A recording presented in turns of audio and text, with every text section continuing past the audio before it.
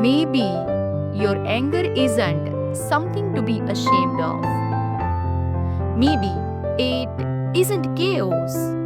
Maybe it's clarity. Maybe it isn't destruction. Maybe it's direction. For so long, we have been told that anger is wrong. That isn't something we should suppress, silence, or outgrow. But what if your anger isn't the enemy? What if it's the voice of your spirit, finally asking to be heard? Maybe your anger isn't a malfunction of your soul, but the signal that a boundary has been crossed. Maybe it's your inner self saying, this isn't okay anymore. Anger isn't always about rage. Sometimes it's about realization.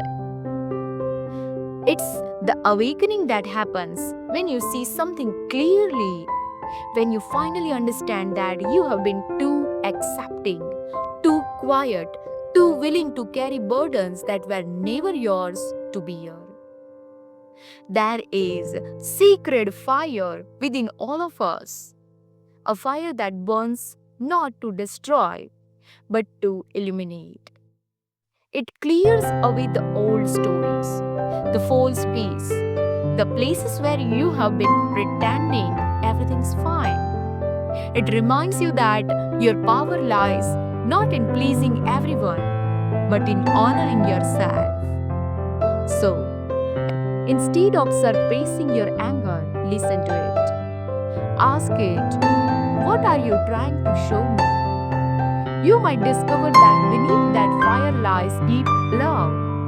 Love for yourself, love for fairness, love for truth. Because real peace isn't about the absence of anger, it's the integration of it. It's learning to use that fire not to burn bridges, but to build boundaries.